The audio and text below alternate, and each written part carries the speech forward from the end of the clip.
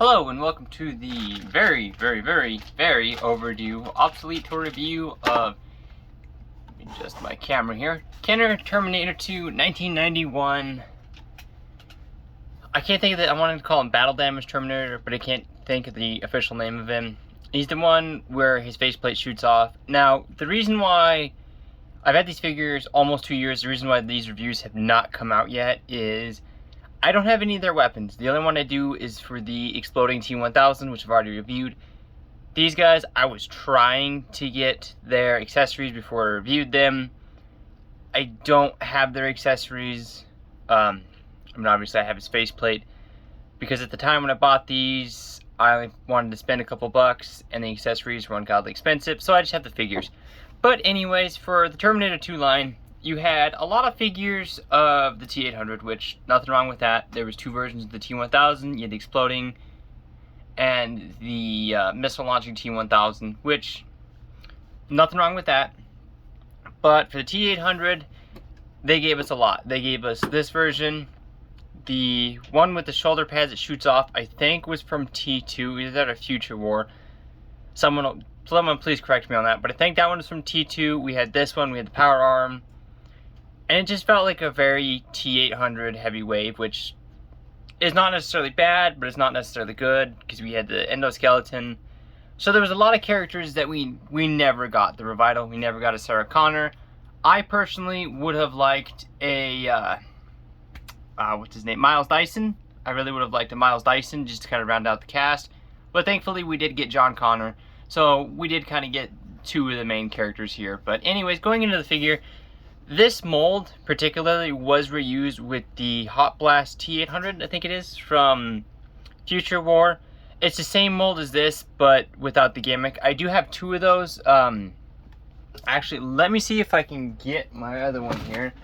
I had them off to the side in little baggies, because I just moved back from college, so all of my stuff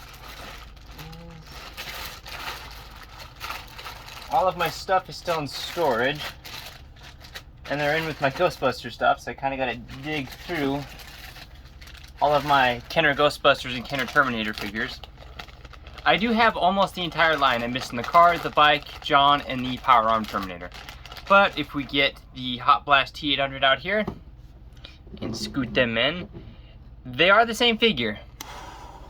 Now, some people may complain about that, but with this one being recolored, if you remember the, I think it was Metal Mash endoskeleton, he's actually painted, his endoskeleton is actually painted the same color as that. So he, going off that, has the Metal Mash endoskeleton in there. But if you ever wondered why there's that really ugly seam there that none of them ever have, and the belt is incomplete, it's because actually this torso section is just this molded onto this, and then just repainted with some parts cut out, so. They have the same hand and everything. I might review this guy. I don't have his accessory, but they are the same figure, same mold, articulation, apart from the right arm, of course. Slide him back in here with the other ones for right now. And going into this figure, he originally came with a shotgun. I don't have it, of course. But this is the most show-accurate T-800 we have. When he's at the parking garage, pants might have been a different color. You got the boots. You get the very square Arnie head, which these Kenners, his head was very square, but of course that is more for the gimmick, because you can kind of see that it's got to be flat to sit flush, of course, but it's that old missile firing gimmick from the early 90s that we're all familiar with, and you can see that it doesn't really fit. He's kind of got that gap there, but he's just in a t-shirt, some jeans, got the back pockets there, got the wrinkles, got the boots, which are, let me look at them closely here. They're not painted. I thought they were for a second, but they're the same color as his jeans, so there's a solid green. But getting closely on his face does not look like Arnold, but again, these figures, this era, you really couldn't expect much. But detail-wise, pretty decent. Got some wrinkles, his shirt is tucked in. Articulation-wise, this arm can do a full 360. It is tight, too. So it is pretty decently tight after all these years, after 31 years. Legs can kick forward that far, can kick back a little bit. He does have peg holes at the bottom, which I don't remember. Oh, I guess they all do. They all had peg holes at the bottom. This leg, forward, back, and he does kind of have that battle stance going on with his legs that a lot of toys had at the time. But his gimmick is if you push his right arm down, it launches his faceplate off. We'll set that off to the side. We'll look at his endoskeleton here. You have the nice red eyes, and honestly, the detailing on this endoskeleton, apart from this hole here, which on the other figure, that's why you kind of don't see the center and it's all kind of cut away from here, is because it still has the hole molded in on the other one, whereas this one, of course, it have it exposed. You can see the gimmick in there working. But just lots of nice detail. And for comparison on this endoskeleton, let me pop the endoskeleton I got right here out of its bag. You can see that obviously this one's bigger. They're not really to scale, but you can just see that the details that's on this one is on this one. You got the pistons, you got the little, I don't know, I've never known what this is. It was like an assembly right here. You know, you got that right there. Obviously, you don't have the centerpiece because it's missing. You know, you got the arm joints, you got the hoses, you got the neck assembly. So everything on this figure is on this figure. Of course, it's just not as heavily detailed as the endoskeleton is for obvious reasons.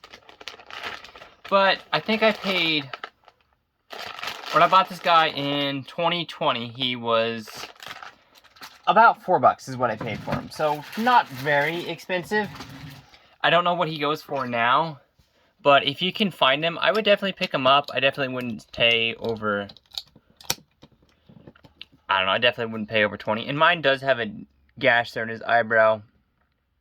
So it's not noticeable from far away, but if you're holding him close up, you can see that his eyebrow has seen better days. And same with his shirt. He's got some nicks there, but after 31 years, can't really complain. But yeah, I want to say this is Battle Damage Terminator, but I could be wrong. Someone let me know in the comments. But this has been an obsolete toy review, a very late toy review on this guy. I'm going to try to do a review of, I have the Haunted Humans from the original 80s Kenner Ghostbuster line I'm going to try to do. The only one I'm missing for that one is Mail Fraud, Granny Gross, and the airplane one. I do have Wicked Wheelie, I just don't have his motorcycle. But this has been an obsolete toy review of 1991 Kenner Terminator 2 Battle Damage Terminator. Like the review if you liked the content, comment on what I could do better, or comment if you had this figure, or your favorite Kenner figure. Let me know if you like Kenner Predator, Kenner Aliens, Kenner Robocop. And that is pretty much it. I will catch you folks next time.